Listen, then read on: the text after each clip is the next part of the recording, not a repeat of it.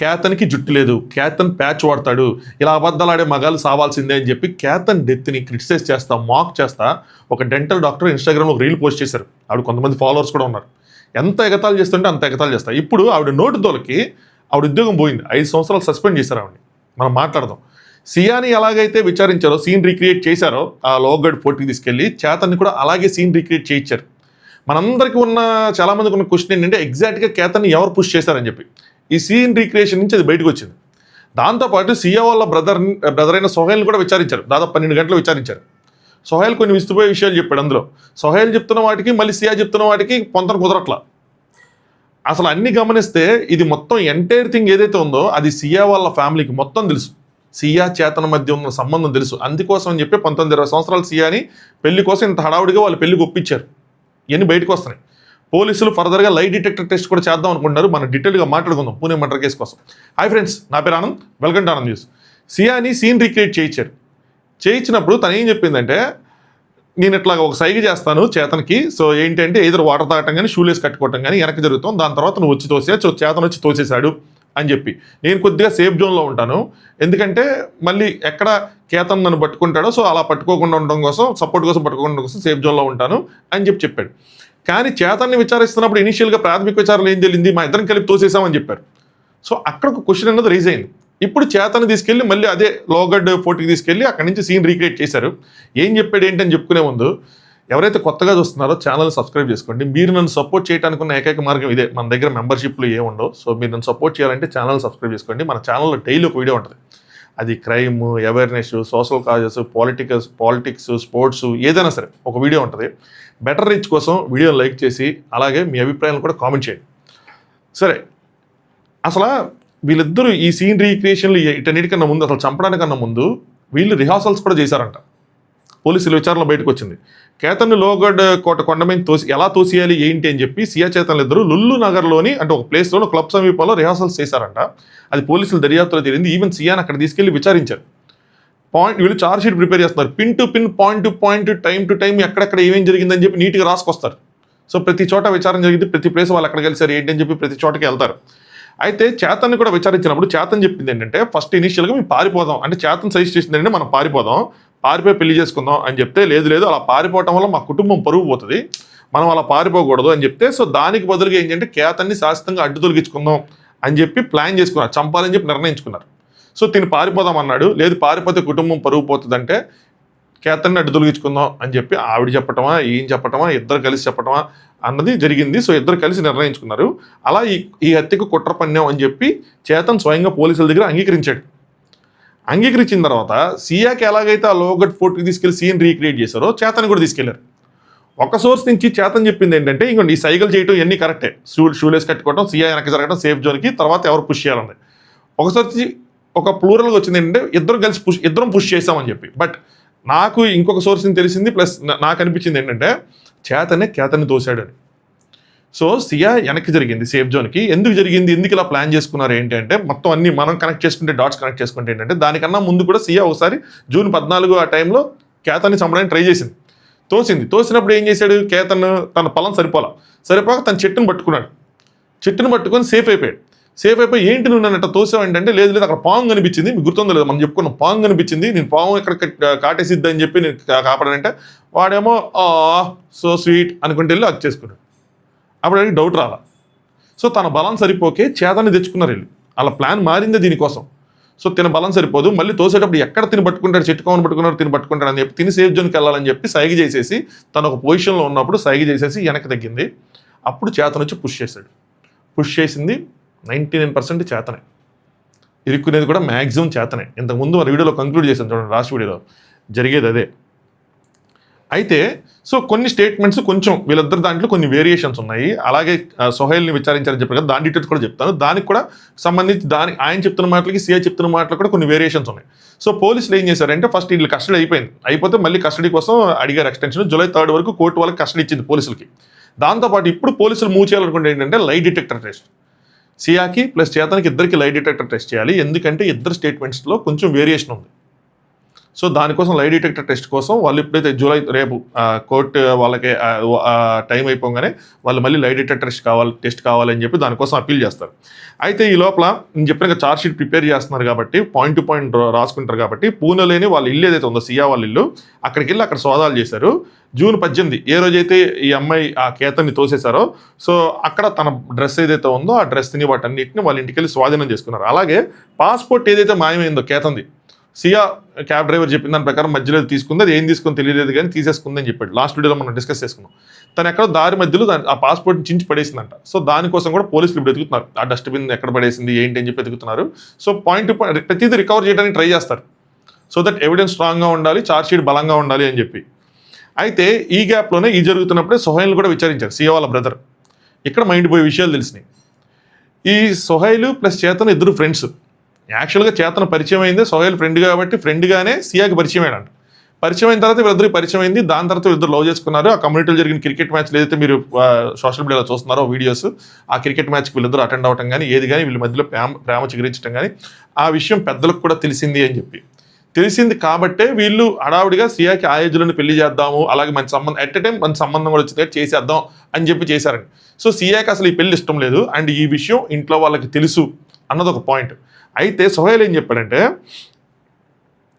సియాకి మరియు చేతన మధ్య ఉన్న ప్రేమ గురించి తనకు తెలుసు, కొన్ని నెలల ముందే తెలుసు అని చెప్పి సోహైల్ చెప్పాడు. ఫ్యామిలీకి తెలియదు కానీ నాకైతే తెలుసు. నేను అప్పుడు తనకేం చెప్పానంటే ఆల్రెడీ నిశ్చితార్థం అయిపోయిన తర్వాత తెలుసు అని చెప్తున్నాడు. నిశ్చితార్థం అయిపోయింది కాబట్టి చేతన్తో నువ్వు ఆ రిలేషన్షిప్ ఏదైతే ఉందో తెంచుకొని నువ్వు చేతన్తో ఉండు అని చెప్పి నేను సలహా ఇచ్చాను. సో ఇవన్నీ పోలీసులు చెప్తే సియా కూడా అగ్రీ చేసింది తన సలహాకి. ఇది కూడా చెప్పాడు. సియా అగ్రీ చేసింది. ఎందుకు నేను ఇలా చెప్తున్నాను అంటే తన మీద ఒట్టేసింది. సో నేను ఇప్పుడు చేతన్తో నా సంబంధం తెంచుకుంటానని చెప్పి ఒట్టేసింది. అలాగే కేతన్తో ప్రీ వెడ్డింగ్ షూట్ కోసం ఏవైతే ఈ షూట్స్ ఎన్ని జరిగినాయో నిశ్చితార్థం జరిగింది అన్నింటిలోనూ హ్యాపీగా గంటలు దాని గురించి వీళ్ళు డిస్కస్ చేసేవాళ్ళంటే ఎలా చేయాలి, ఏం చేయాలి, ఎలాంటి డ్రెస్ వేసుకోవాలి, ఫోటోగ్రాఫర్ ఎవరు ఉండాలి, ఎలాంటి స్టిల్స్ ఇవ్వాలి ఏంటి అని చెప్పి హ్యాపీగా డిస్కస్ చేసింది. కాబట్టి సోహైల్ కూడా ఏమనుకున్నాడంటే ఓకే చేతన్తో రిలేషన్షిప్ కట్ చేసుకుంది, ఇప్పుడు మా సిస్టర్ ఓన్లీ కేతన్తోనే ఉంటుంది అని చెప్పి అలా ప్లాన్ చేసుకుంది అయ్యి అని చెప్పి చెప్తారు. అయితే పోలీసుల దర్యాప్తులో ఏం తెలిసిందంటే సోహైల్ అబద్ధం చెప్తున్నట్టు జరిగిందంట. ఎందుకు అంటే సియాకి కేతన్ని అసలు పెళ్లి చేసుకోవటం ఇష్టం లేదు, ఈ విషయాన్ని ముందే సోహైల్కి చెప్పినా అతను వినకుండా బలవంతంగా చేశాడు అని చెప్పి తను ఇష్టపడింది అని చెప్తుంటే లేదులే తను ఇష్టపడలేదు తినే బలవంతం చేశాడు. ఈవెన్ క్యాబ్ డ్రైవర్ చెప్తున్న వాంగ్మూలం కూడా పోలీసులు పరిగణలోకి తీసుకున్నప్పుడు సియాకి కేతన్కి సియాకి సోహైల్కి కారెక్కే ముందు గొడవ జరిగింది. సోహైలే అంటే సియా వాళ్ళ బ్రదరే సియాని బలవంతంగా కారెక్కిచ్చాడు అవన్నీ అని చెప్పి క్యాబ్ డ్రైవర్ చెప్పిన మాటలు. సో ఇక్కడ డిఫరెన్సెస్ ఉన్నాయి అని చెప్పి దాని తర్వాత అంటే వీళ్ళు ఇంకా అంటే ఇక్కడ ఇంకొక డౌట్ కూడా ఉంటుంది చూడండి. సోహైల్ చెప్పింది రైటా సియా చెప్పింది రైట్ అంటే సోహైల్ చేసిన క్లైమ్లో వీళ్ళు గంటలు దీనికోసం డిస్కస్ చేసుకునే వాళ్ళంటే మనం చూసిన రీల్స్ ఫొటోస్ అన్ని చూసుకుంటే ఈవెన్ వాళ్ళ ప్రీ ఎంగేజ్మెంట్కి సంబంధించిన వీడియోలు కూడా బయటకు వచ్చినాయి. ఆ హోస్ట్ ఎవరైతే ఉన్నారో ఒక ఆవిడ పోస్ట్ చేశారు అవన్నీ.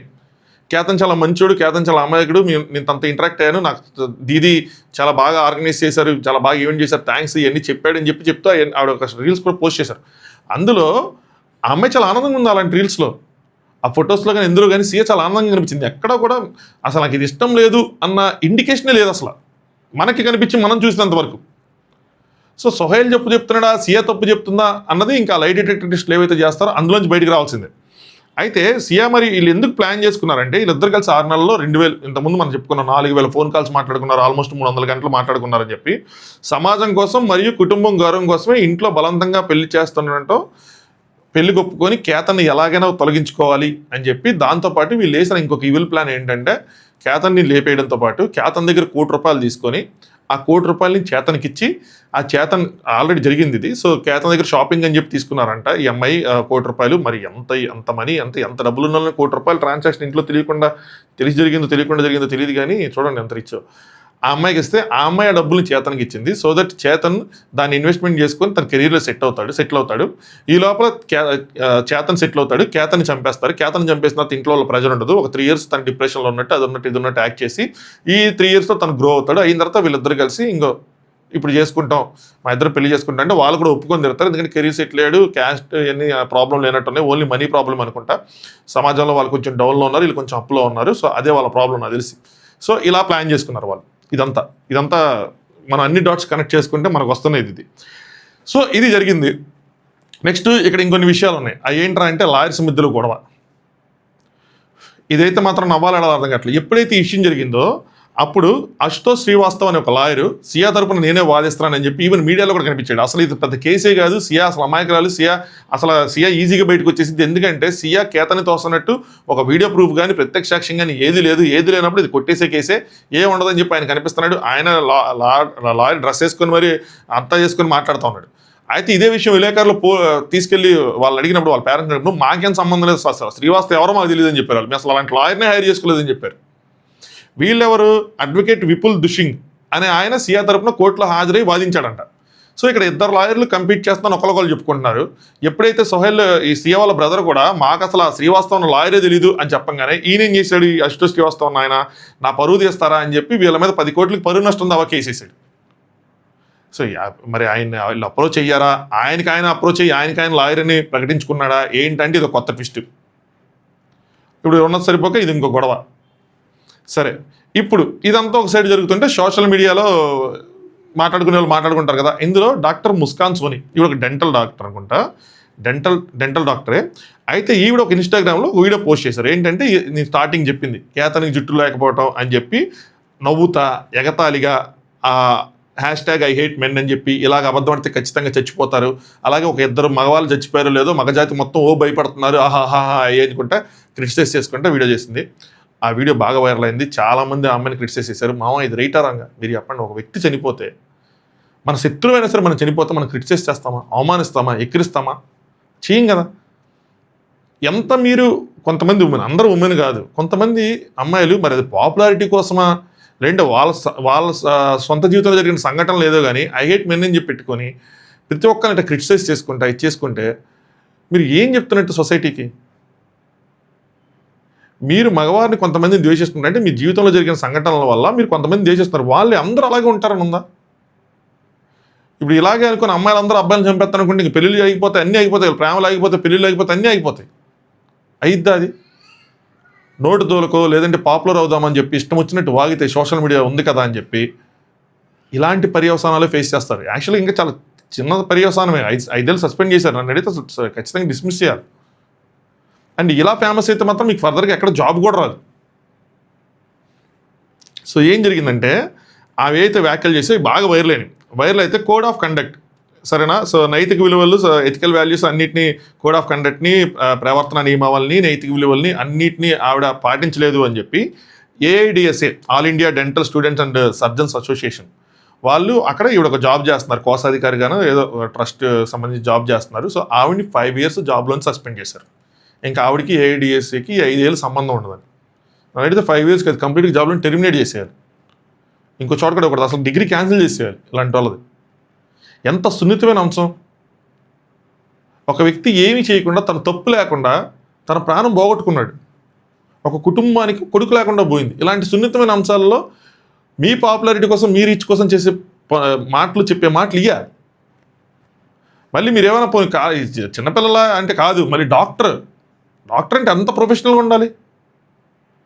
కనీసం అంత ప్రొఫెషనల్గా లేకపోయినా మామూలుగానే ఉండాలి కదా, హ్యుమానిటీ అని ఉండాలి కదా. డాక్టర్స్ అంటే మనం గాడ్స్లా ట్రీట్ చేస్తాం. ఇదా మీ బిహేవియర్?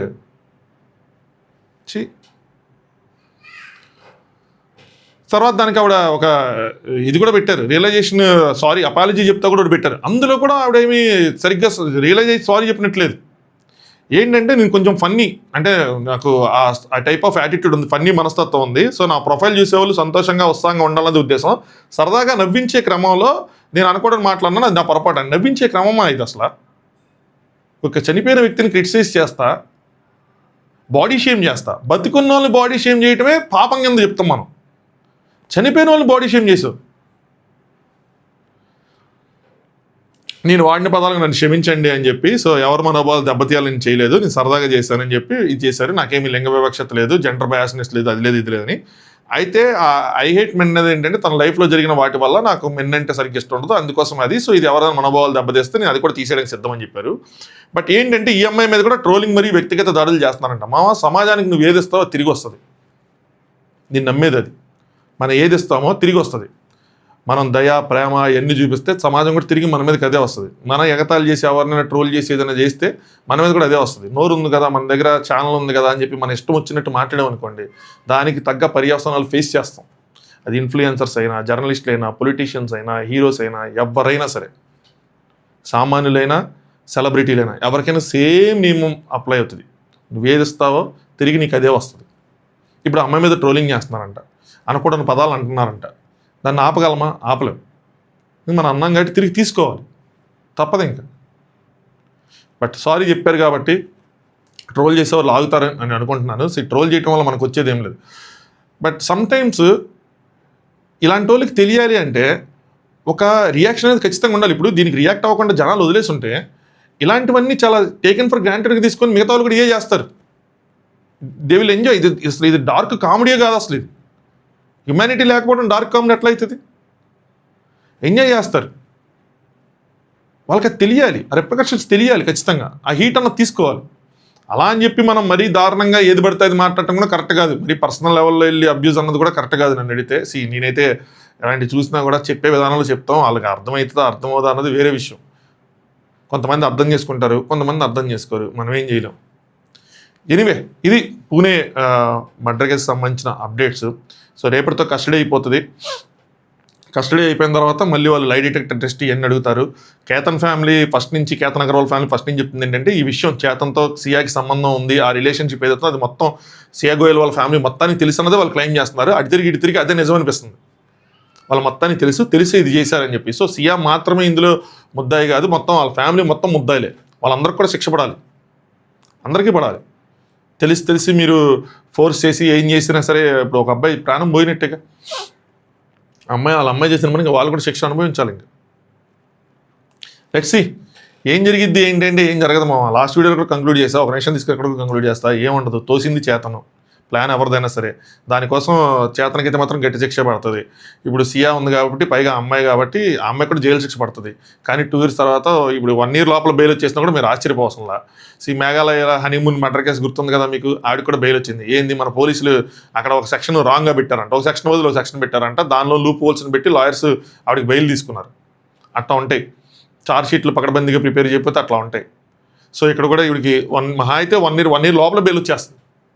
బెయిల్ వస్తుంది, బెయిల్ మీద ఉంటారు, వాయిదాల మీద వాయిదాలు జరిగితే అలా లాయర్ వెళ్తూ ఉంటాడు, లాయర్లు డబ్బులు తింటారు అంతే. బట్ వీళ్ళు డబ్బులు ఉండాలి కాబట్టి ప్రాబ్లం లేదు.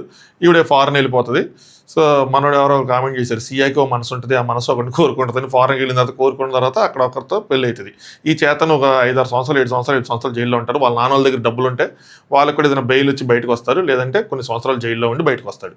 బయటకు వచ్చిన తర్వాత సిఐ దగ్గరికి వెళ్తే, సారీ ఆ రోజులు అయిపోయినాయి, అప్పుడు అది తెలియనితనం, నేను చిన్నపిల్లని, ఇప్పుడు నేను బాగా సెన్సిబుల్గా మెచ్యూర్డ్ అయ్యాను, సో నాకు ఇంకా నీతో సంబంధం లేదంటారా, అంతే అయిపోయింది. అటు చేతను పోయాడు, ఇటు చేతను పిచ్చుడు అయిపోతే అయిపోయింది. అంతే, ఎండ్ ఆఫ్ ద డే జరిగేది ఇదే. చూడండి, మళ్ళీ మనం మాట్లాడుకుంటాం, మనందరం ఉంటాం కదా, ఐ హోప్ సో మనందరం ఉంటామని మాట్లాడుకుందాం. చలో, వీడియోని లైక్ చేయండి, మీ ఒపీనియన్స్ కామెంట్ చేయండి, కొత్తగా చూసే వాళ్ళు ఛానల్ సబ్స్క్రైబ్ చేసుకోండి. Thanks for watching. Anand views.